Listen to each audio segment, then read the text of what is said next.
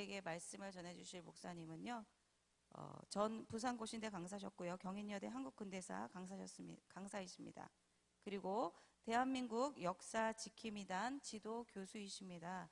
그리고 지금 하늘교회 담임 목사님이십니다. 저서로는 한국 근현대사 바로 알기라는 책이 있습니다.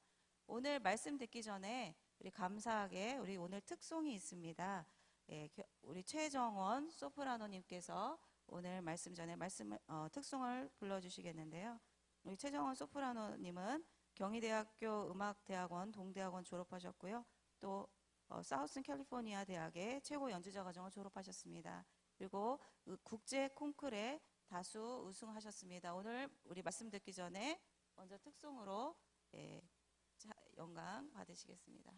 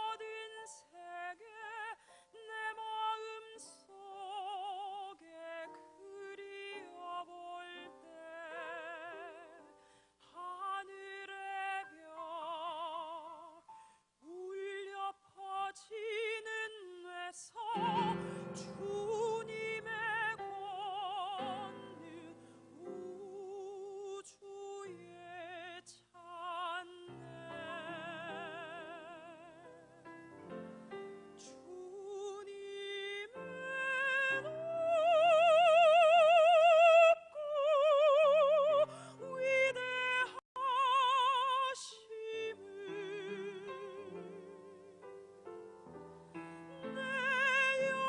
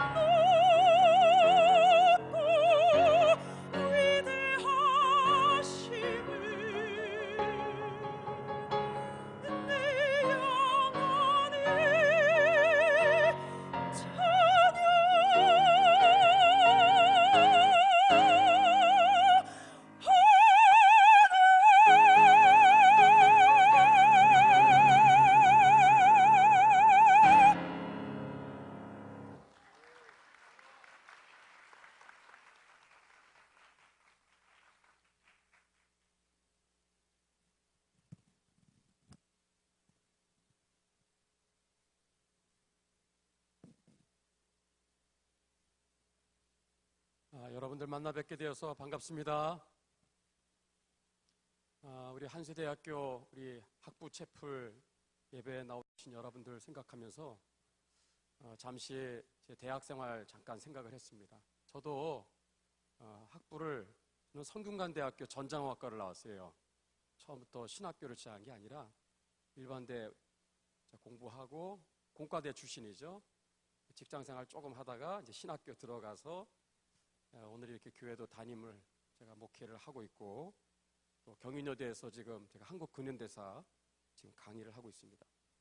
여러분과 제가 만날 수 있는 이 소중한 시간에 제가 한번 PPT를 중심으로 한번 말씀을 함께 나누도록 하겠습니다. 예, 한번 PPT를 띄워주시겠습니다.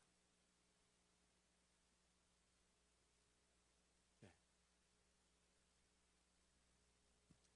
당연한 것 같지만 결코 당연하지 않은, 그러면서도 가장 소중한 것이 있습니다.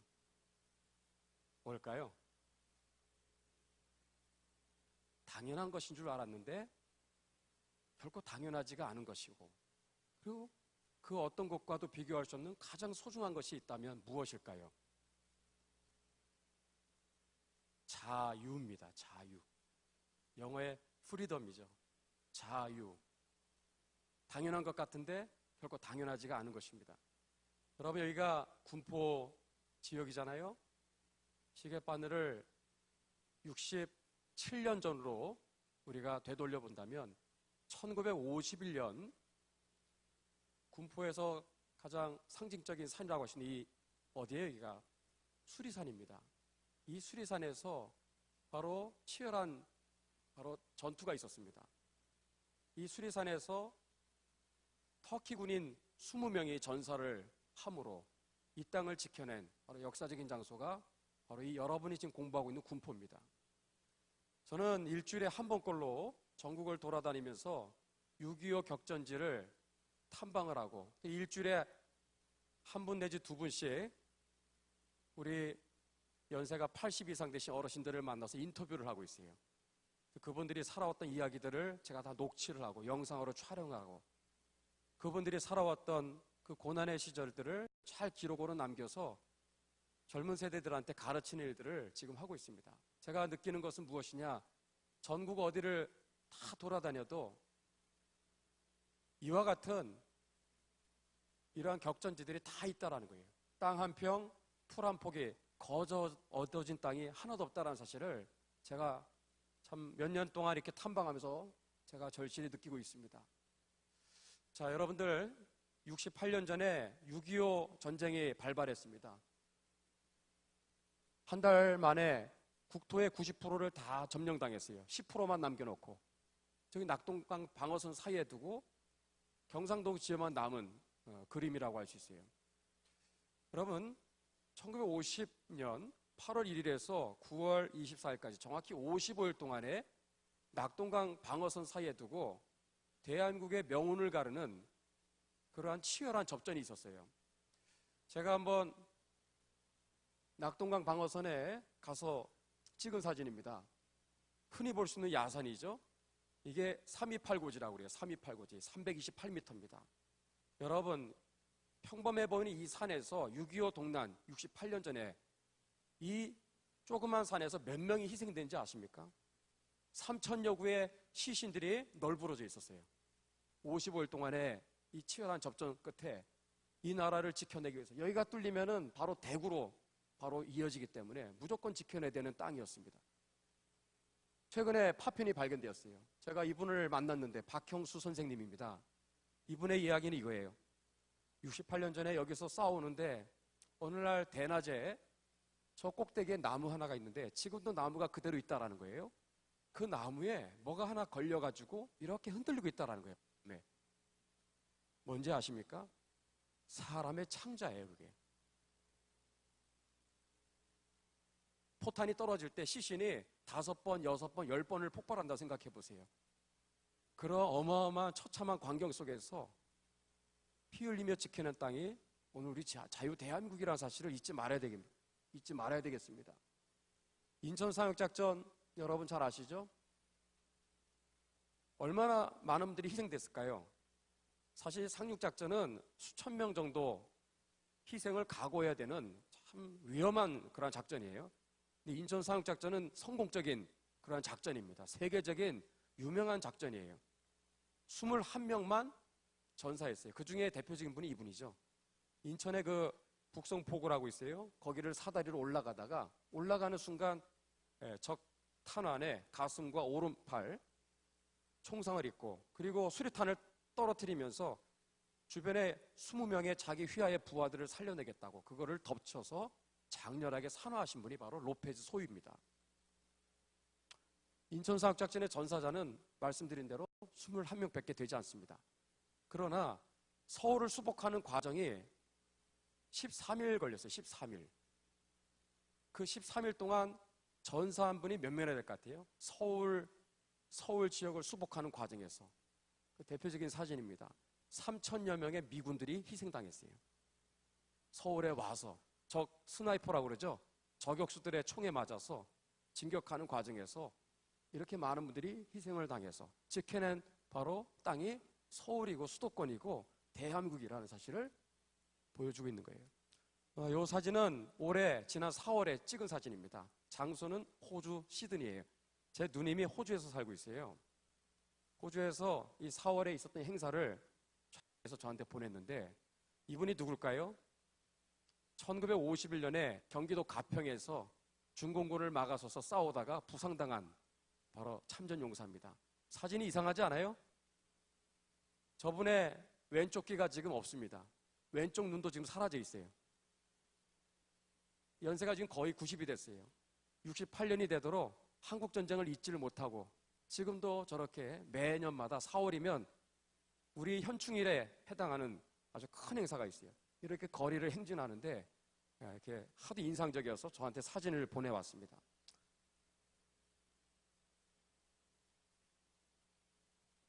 여러분들, 현충원에 이렇게 많은 분들이 묻혀져 있습니다. 국군 사망자가 27만 명이었어요. 68년 전에 일어난 3년 동안의 이 전쟁에 의해서 자유 대한민국을 지켜내기 위해서 싸우다 장렬하게 전사한 여러분 또래의 바로 젊은 바로 우리 군인들이 27만 명이 전사했어요. 전사자만 27만 명. 여러분 이 숫자가 몇 명일 것 같아요? 1300명입니다. 어마어마한 숫자죠. 27만 명이라는 숫자는 이 숫자 곱하기 208배를 해야 돼요. 여기 있는 사람들도 어마어마한 숫자잖아요. 이 숫자 곱하기 208배를 해야 27만 명입니다. 이들이 왜 이렇게 희생됐을까요? 왜 죽었을까요? 흘렸을까요? 자유를 지키기 위해서예요. 자유를. Freedom is not free. 어디 가서 제가 찍은 사진인데 자유는 공짜가 아니다 라는 거예요. 저는 오늘 이 시간에 이 소중한 자유가 결코 당연하지 않은 것인데 이 짧은 시간에 저와 여러분들이 오늘 저는 구한말로 돌아가서 반만 년 동안 사실 이 땅에 자유가 없었는데 이 자유가 어떻게 이 땅에 들어오기 시작했으며 오늘의 자유 대한민국이 이렇게 오늘에 이르게 되었는가를 저는 하나의 중요한 뿌리를 얘기하고 싶습니다. 그리고 오늘 말씀을 맺을 거예요. 여러분 구한말 120년, 130년 전으로 돌아가면 선교사님들이 이 땅에 한 분씩 한 분씩 오십니다. 매틴 오블이라는 선교사님이 오셨어요. 42년 동안 이 땅에 계시면서 일기를 씁니다. 제가 일기를 보다가 이 부분이 눈길을 끌더라고요. 이 민족에게는 거대한 카스트 제도가 있다. 거대한 두 개의 계층이 존재한다. 무엇과 무엇일까요? 양반과 쌍놈이죠. 양반과 쌍놈. 이 사람들이 바로 양반입니다. 이 사진은 115년 전에 찍은 사진이에요. 반만 년으로 따져보면 이건 불과 최근입니다. 115년 전에 찍은 사진이 이건데 로버트 무스라는 선교사가 이 양반들을 보고 뭐라고 얘기했느냐? 무가치한 인간 벌레라고 그랬어요. 이건 선교사님들의 똑같은 생각이었어요. 하늘 아래 누구는 높고 누구는 쌍놈이고 하층민이고 너무나 가슴 아팠던 거죠. 매틴 오블의 책을 보니까 또 이런 내용이 있어요. 여러분 120여 년 전에 이 한반도에 수많은 백성들이 살고 있었는데 그 중에 양반이 몇 프로였을 것 같아요? 고작 3%입니다. 나머지 97%는 양반이 아닌 쌍놈이에요. 쌍놈. 그리고 쌍놈 밑에 또 있어요. 소개하겠어요? 여러분, 양반 말고 한번 제가 소개할까요? 얼마나 비참했는가, 얼마나 자유가 없었는가, 얼마나 절망적인 땅이었는가, 얼마나 저주의 땅이었는가. 흔히 말하는 헬조선을 말하는 거예요. 진짜 헬조선이 뭔지를 보여드리겠습니다. 이게 헬조선이에요. 이게 농사를 짓는 사람들인데 농부라고 안 했습니다. 농노라고 그랬어요. 농사를 짓는 노예. 이 사람들은 누굴까요? 노비입니다. 노비. 여러분, 반만 년 동안 항상 고조선 때부터 노비는 이 땅에 존재했었어요. 그런데 노비가 가장 많았던 때가 언제일까요? 조선시대입니다. 그 중에서도 15, 16, 17세기가 노비의 전성시대예요. 전체 백성의 몇 프로였을 것 같아요? 퀴즈. 80%까지는 아니에요. 어휴, 공부 좀 했나 보다. 그래요. 어마어마한 퍼센테이지인데 40%에서 60%까지 육박을 했습니다. 대단한 거예요. 경상도 지역 같은 경우는 73%라는 통계 자료도 있어요. 평균 따져보니까 한 40% 정도 생각하면 돼요. 여러분, 이거는 정말 너무나 충격적인 거예요. 전체 백성의 40%가 자유가 없는 거예요. 이 사람들은 이름도 없어요. 이 사람도 누굴까요? 백정입니다. 소 잡고 돼지 잡는. 그러니까 양반 밑에 쌍놈이 있어요. 쌍놈 밑에 노비가 있어, 노비. 그리고 노비 밑에 7천반이라는, 여러분 들어봤어요? 최하층 계급을 일컬어 7천반이라고 그래요. 7개의 계층을 일컫는 거예요. 그 중에는 가장 대표적인 게 바로 백정입니다. 포졸도 있고 광대도 있고 기생도 있고. 이 7개 계층은요, 가장 최악의 최하층 천민이라고 말할 수 있습니다. 이게 바로 백정입니다. 얼마나 불쌍합니까? 그런데 선교사님들의 문헌을 공부하다 보면 지금까지 얘기한 이 사람들도 다 비참한데 가장 최악의 가장 비참한 계층이 뭐냐? 누군지 아세요? 가장 자유가 없고 가장 비참한 바로 계층을 바로 이 사람들이라고 얘기하고 있는 거예요. 시집안간 처녀들입니다. 여인들이에요. 칠거지약 들어봤어요? 조선시대 시집간 아내가 7가지 중에 하나가 딱 적발이 됐어. 그러면 남편이 당신 칠거지약 중에 하나를 어겨서 보따리에서 싸들고 나가 그러면은 나가야 돼. 위자료도 없어요. 세상에. 이게 조선시대였어요. 저는 여기서 제일 황당한 게 4번째야. 말이 많은 경우. 말이 많다. 귀가 따갑다. 시끄럽다. 잠도 못 자겠다. 나가라 그러면 나가야 되는 거예요. 삑소리 못하고. 이게 불과 120년 전, 130년 전에 우리의 모습이었어요. 제일 저는 화가 나는 건 7번째. 나쁜 질병 있는 경우.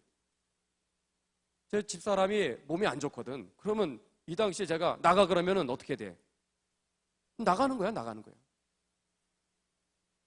이게 조선시대였어요. 자, 몇 가지 한번 더 소개하면은 1911년 자료에 보면은 로버트 무스라는 분이 이런 얘기를 해요. 여인들은 남편에 의해서 뭐가 잘려요?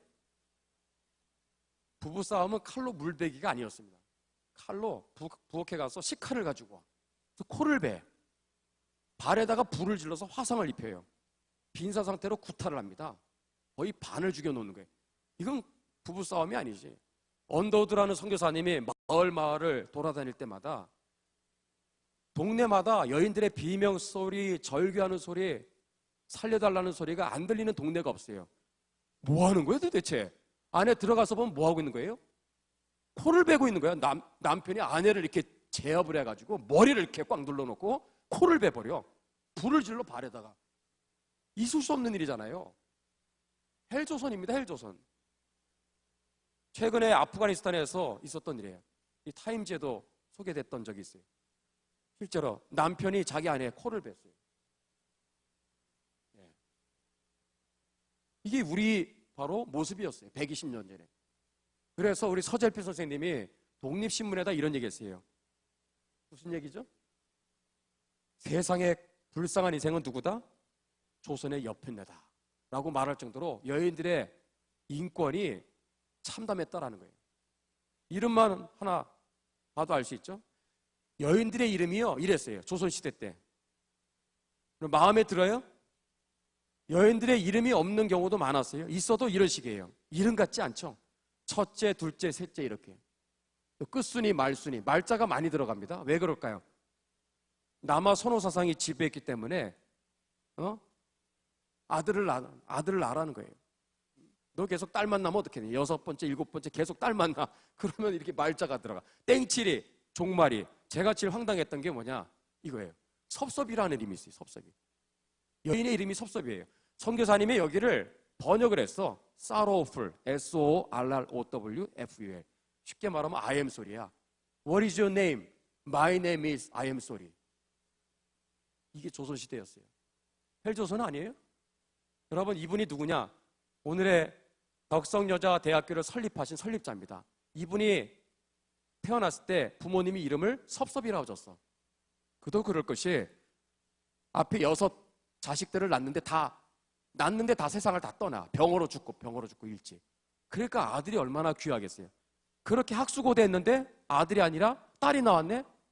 그래서 이름을 섭섭이라 줬는데, 이랬던 분들이 선교사님을 만나서 이름이 다 바뀌어요. 왜? 세례를 줘야 되잖아요. 예수를 믿고 교회에 나와서 세례를 받는데 성부와 성자와 성령의 이름으로 누구누구에게 이름을 불러야 되는데, 선교사님들이 보니까 이름이 너무 안 좋아. 그래서 이름을 바꾸라는 거야. 근데 이름을 바꿀 줄 모르니까 선교사님들이 이름을 다 바꿔준 거예요. 이렇게 바꿔줬어요. 이게 당시에 여인들이 이런 식으로 세례를 받는 순간 이름을 받는 거예요. 그러면서 눈물을 흘리면서 감격스러워하는 그런 일들이 여러 번 있었어요. 여러분, 이게 뭐 이름 보세요. 지금 보면 약간 좀 촌티나기도 하지만 이때는 안 그랬어요. 영어 이름도 있어. 여기 도르카라는 이름은요, 도르카. 평양에 50살 난 어떤 아줌마가 있어요. 그 아줌마는 이런 이름도 없었어. 도르가 사도행전에 나오는 이름이거든요. 성경에 나오는. 구제 많이 하는 여인이 있어요. 그 여인의 이름을 딱 지어주니까 내가 50살 될 때까지 이름이 없었는데 예수 믿고 선교사님 만나서 이름을 얻게 되었다고 막 엉엉 우는, 감격스러워하는 그런 일이 있었어요. 놀래야 돼요, 여러분들. 이런 얘기들. 이게 바로 우리 구한말의 우리 조선의 모습이었어요. 제가 얘기하고자 핵심이 이거예요. 뭐예요? 자유가 없이는 뭐가 없다? 발전이 없어요. 자유가 그렇게 중요한 겁니다. 자유가 없이는 발전이 없고, 더 나아가 자유가 없이는 구원이 없다라는 거예요. 백정한테 전도할 수 있겠어요? 여인들한테 전도할 수 있겠어요? 얼굴 마주보고 얘기도 못하는데, 예? 남녀 7세 부동석인데 어떻게 남정네가 여자한테 가서 얘기를 해요? 못해. 이게 우리 이 조선시대까지의 우리 한반도에 존재했었던 우리 선조들의 삶이었습니다. 이랬던 땅에 누가 오죠? 선교사님들이 한 분씩 오는데 1885년 4월 5일 언더드 아펜젤러를 시작으로 선교사님들이 이 땅에 오십니다. 왜? 이 백성들한테 천국 복음을 전하기 위해서.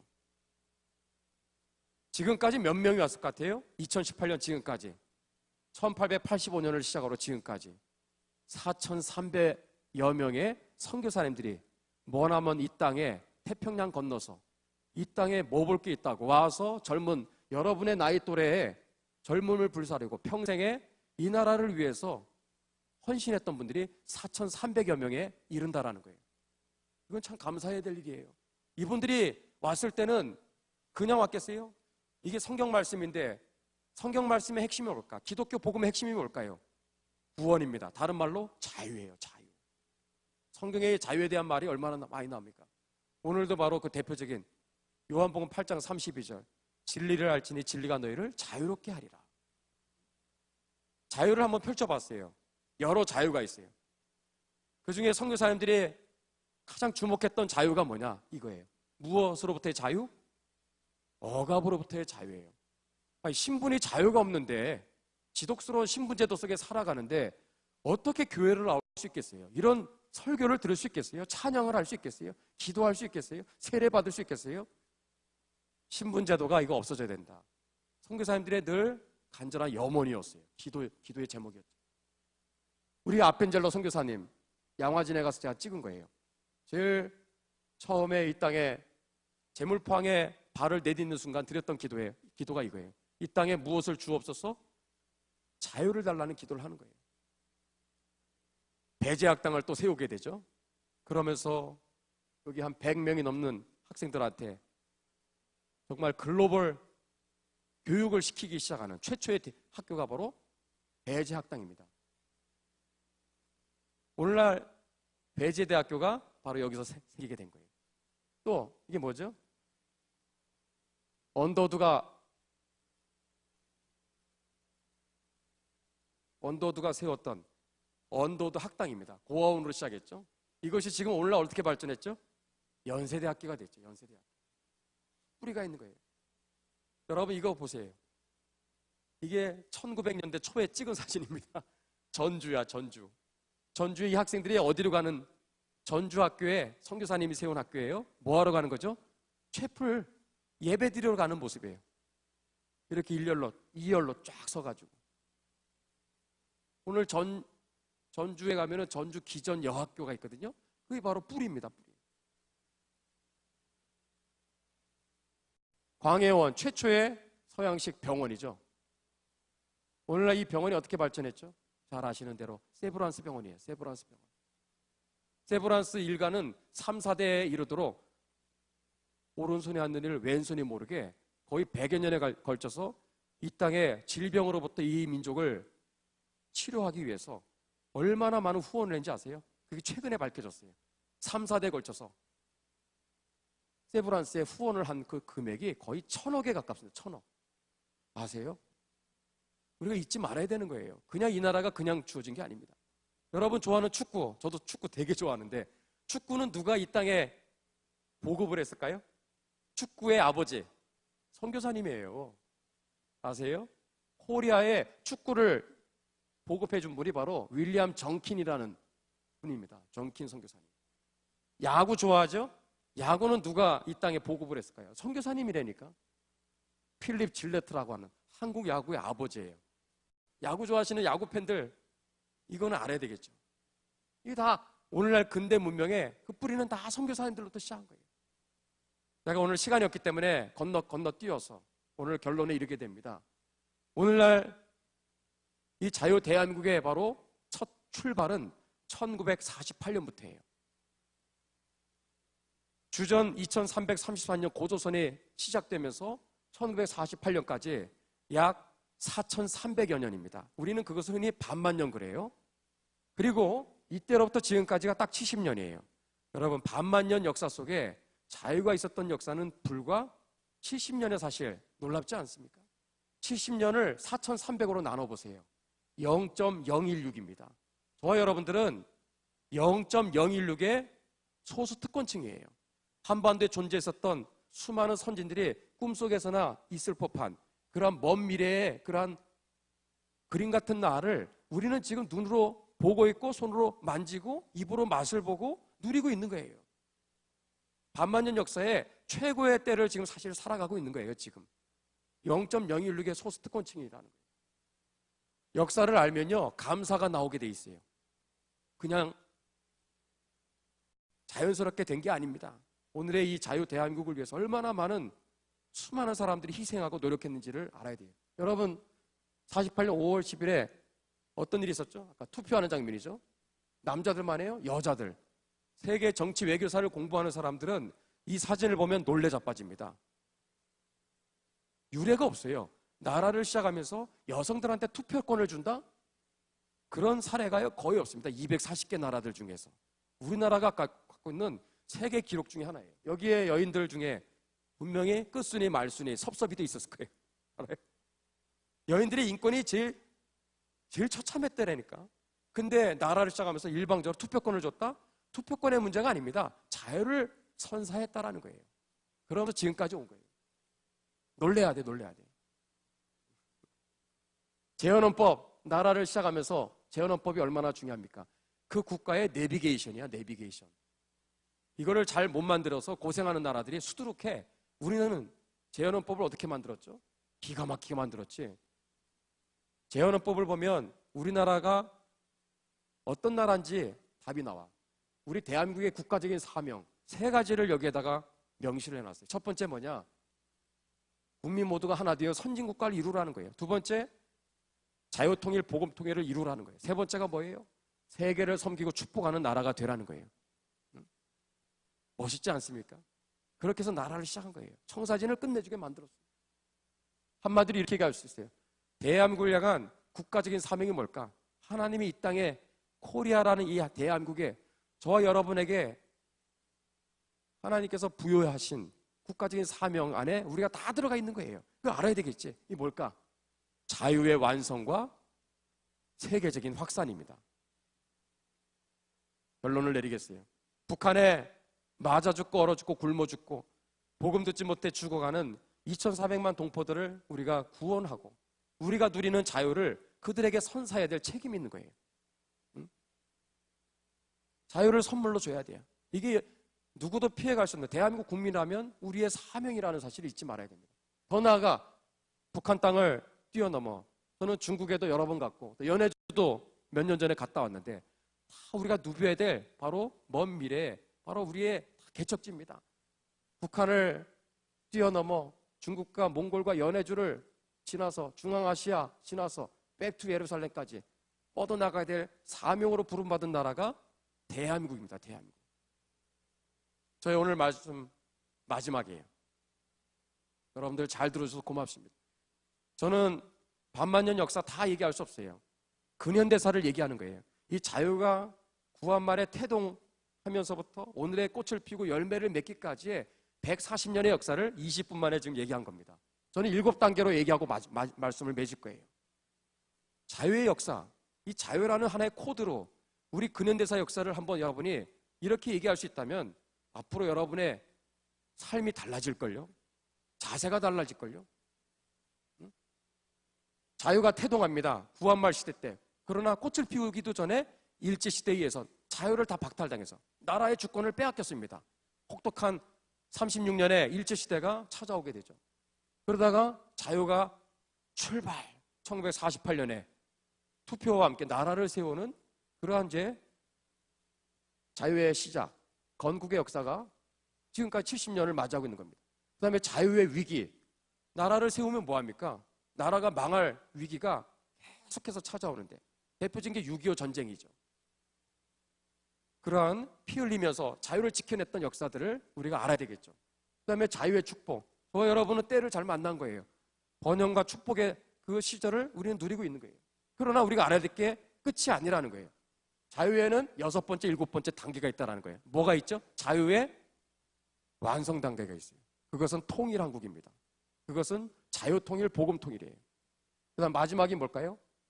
자유의 확산입니다. 우리 기독교적인 용어로는 선교한국, 일반적인 용어로는 글로벌 코리아가 되겠죠. 오늘 한세대학교에 채플에 오신 여러분들 예수님의 이름으로 축복합니다. 여러분들의 학부 시절, 저도 공부할 때 참 방황도 많이 하고 대학교 시절 공부하면서 참 꿈도 비전도 없이 잠깐 흔들렸던 때도 있고 방황하던 잠깐의 시기가 있었지만, 그러나 어쨌든 돌아보면 학부 시절은 너무나 소중한 시간이었던 것 같습니다. 저도 화요일마다 예배를 드렸거든요. 저는 예배를 한 번 드리면 보통 3시간 동안 드렸어요. 설교는 1시간, 1시간 반, 찬양 1시간, 기도 1시간 그랬거든요. 그랬던 것이 저를 이렇게 붙들어 주었던 하나의 밑거름이 되어서 부족하지만 여기까지 오게 되었는데, 사랑하는 우리 한세대학교의 우리 학부생 여러분들, 여러분들은 대한민국의 또 국민으로서 이러한 꿈과 또 사명이라는 것을 기억하시면서 여러분들 열심히 공부하시고 꿈을 가지시고 조국 대한민국을 가슴에 품으시고 또 여러분 이곳에서 정말 하나님을 사랑하고 또 정말 여러분의 인생 가운데 위대한 하나님의 사람들로 이곳에서 여러분들이 꿈을 키워가면서 정말 나라를 빛내고 세계에 큰 이익을 감당하는 귀한 지도자들, 일꾼들이 많이 나올 수 있기를 예수님의 이름으로 축복합니다. 기도하겠습니다. 하나님 아버지, 한세대학교의 우리 학부 채플 예배로 오늘 불러주시고 부족한 사람 불러주셔서 함께 같이 말씀을 함께 나눌 수 있는 시간 주신 것을 감사를 드립니다. 사랑하는 우리 학부생, 우리 귀한 한 명 한 명을 예수님의 이름으로 축복합니다. 이 대학교에서의 그 시절이 하나님을 만나고 그리고 믿음을 키워가며 꿈을 키워가며 그리고 비전을 구체화하며 미래를 준비하는 귀한 하나님의 사람들로, 귀한 지도자들로, 하나님의 귀한 일꾼들로 아버지여 자라갈 수 있는 귀한 밑거름이 될 수 있도록 하루하루의 시간들을 축복하여 주시옵소서. 오늘 예배드리고 또 계속되는 모든 수업 시간마다 하나님 은혜를 부어주시고 우리 학생들에게 건강을 주시고 우리 교수님들에게 복을 주시고 지혜를 주시고 능력을 주시고 사랑으로 또 지혜와 지식으로 잘 또 양육하고 여기에 있는 귀한 학우들을 잘 지도하기에 조금도 부족함이 없도록 주님 함께하여 주시옵소서. 이제는 역사의 주인이 되시고 대한민국의 오늘도 주관자가 되시는 만왕의 왕 예수 그리스도의 은혜와 하나님의 사랑과 성령님의 함께하심이 오늘 한세대학교 채플 예배로 이 자리에 모여 하나님을 예배하는 주의 사랑하는 자녀들의 머리 위에 한세대학교의 위에 우리 대한민국 가운데 저 북한 땅 가운데 이제로부터 영원토록 함께 하시기를 간절히 축원하옵나이다. 아멘. 여러분 축복하고 사랑하고 환영 여러분들 정말 감사합니다. 여러분 건강하시기 바랍니다. 이재동 목사님 다시 한번 감사의 박수 드리겠습니다. 감사합니다.